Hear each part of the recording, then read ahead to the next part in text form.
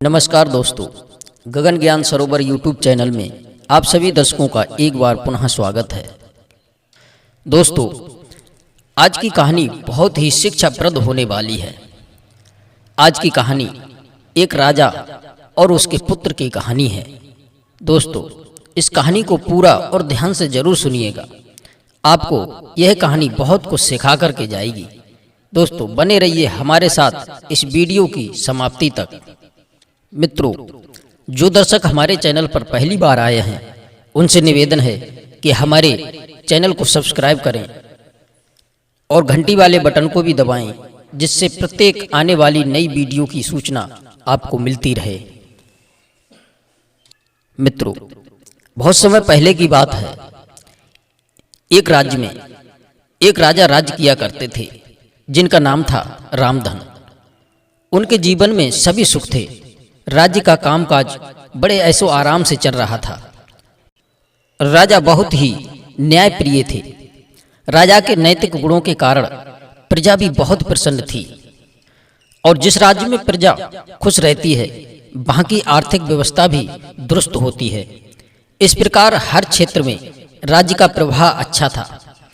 इतने सुखों के बाद भी राजा दुखी था, क्योंकि उसकी कोई संतान नहीं थी। यह गम राजा को अंदर ही अंदर खाए जा रहा था। प्रजा को भी इस बात का बहुत दुख था। वर्षों के बाद राजा की यह मुराद भी पूरी हो गई और उसे एक पुत्र प्राप्ति हुई। पूरे नगर में कई दिनों तक जश्न मनाते रहे। नागरिकों को राजमहल में दावत दी गई। राजा की इस खुशी के कारण प्रजा भी खूब झूम रही थी। समय बीतता चला गया। राजकुमार का नाम था नंदन सिंह। पूजा पाठ एवं इंतजार के बाद राजा को संतान प्राप्ति हुई थी, इसलिए उसे बड़े लाड़ प्यार से रखता था। लेकिन दोस्तों, अति किसी चीज की अच्छी नहीं होती है। अधिक लाड़ ने नंदन सिंह को बहुत बिगाड़ दिया था। बचपन में तो नंदन की बातें दिल को लुभा लेती थी, पर बड़े होते होते वही बातें बदतमीजी लगने लगी। नंदन बहुत ज्यादा जिद्दी हो गया। उसके मन में अहंकार आ गया था। वो चाहता था कि प्रजा सदैव उसकी जय जयकार करे, उसकी प्रशंसा करे। उसकी बात ना सुनने पर वो कोलाहल मचा देता था। बेचारे सैनिकों को तो वो पैर की जूती भी नहीं समझता था। आए दिन उसका प्रकोप बढ़ता जा रहा था, उतरने का नाम ही नहीं ले रहा था। वो खुद को भगवान के समान अपने आप को पूजता देखना चाहता था। राजकुमार की आयु तो बहुत कम थी, पर अहम कई गुना बढ़ चुका था। नंदन के इस व्यवहार से सभी बहुत दुखी थे। प्रजा आए दिन दरबार में नंदन की शिकायतें लेकर के आती थी, जिसके कारण राजा का सिर लज्जा से झुक जाता था। यह एक गंभीर विषय बन चुका था। एक दिन राजा ने सभी खास दरबारी एवं मंत्रियों की सभा बुलवाई और उसने अपने दिल की बात कही। राजा ने कहा कि मैं इस राजकुमार के व्यवहार से अत्यंत दुखी हूं। राजकुमार इस राज्य का भविष्य है। अगर राजकुमार का यही व्यवहार रहा तो राज्य की खुशहाली चंद दिनों में ही चली जाएगी।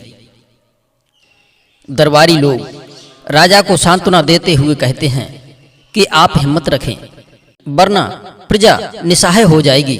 मंत्री ने सुझाव दिया कि राजकुमार को एक उचित मार्गदर्शन एवं सामान्य जीवन के अनुभव की जरूरत है। आप उन्हें गुरु के आश्रम में जाकर के छोड़ दीजिए।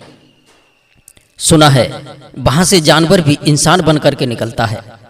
यह बात राजा को पसंद आई और उसने नंदन को गुरु के आश्रम में भेज दिया।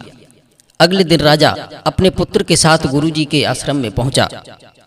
राजा ने गुरु के साथ अकेले में बात की और राजकुमार के विषय में सारी बातें कही। गुरु जी ने राजा को आश्वासन दिया कि वे जब अपने पुत्र से मिलेंगे तब उन्हें गर्व होगा। गुरु जी के ऐसे शब्द सुनकर राजा को थोड़ी खुशी महसूस हुई, थोड़ी शांति महसूस हुई और वे शहर से ही अपने पुत्र को आश्रम में छोड़ करके राजमहल में लौट आए।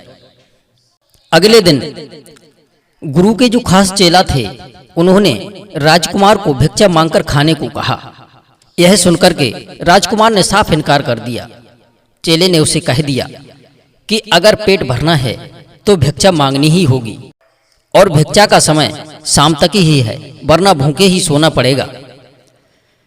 राजकुमार ने अपनी अकड़ में चेले की बात नहीं मानी और शाम होते होते उसे भूख लगने लगी, लेकिन उसे खाने को नहीं मिला।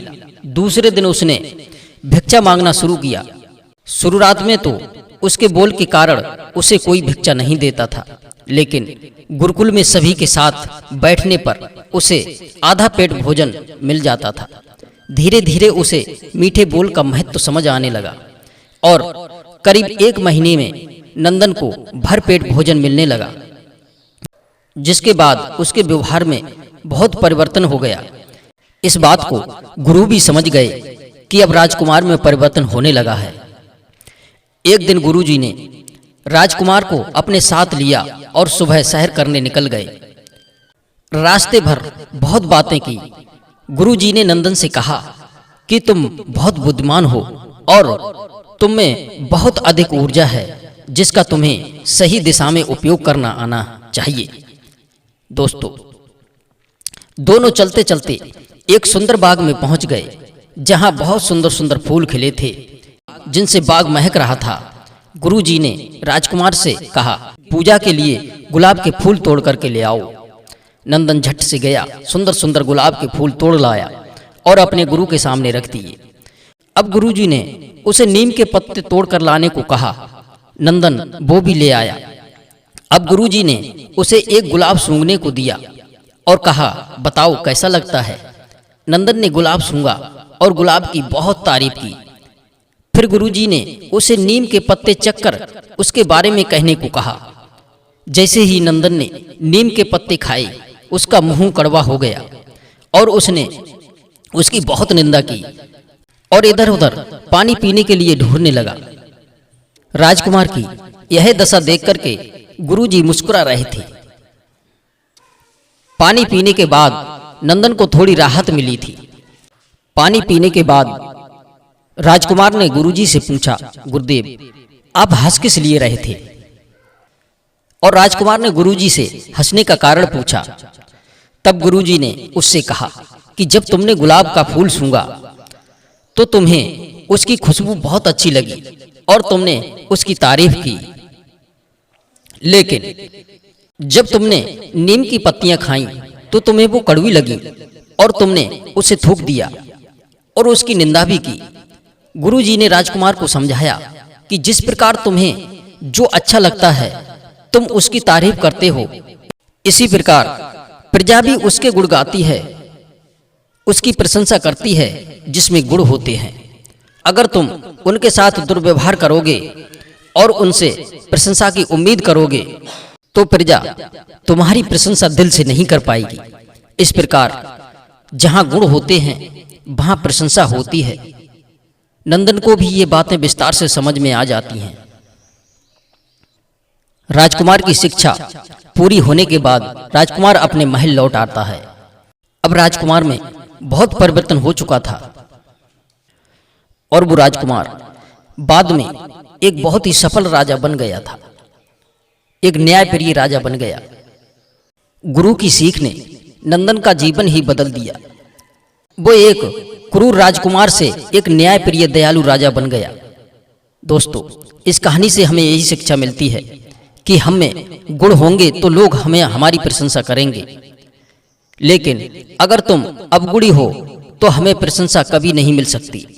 दोस्तों, उम्मीद करते हैं ये कहानी आपको जरूर पसंद आई होगी। आप सभी दर्शकों का बहुत बहुत धन्यवाद। जय श्री कृष्णा।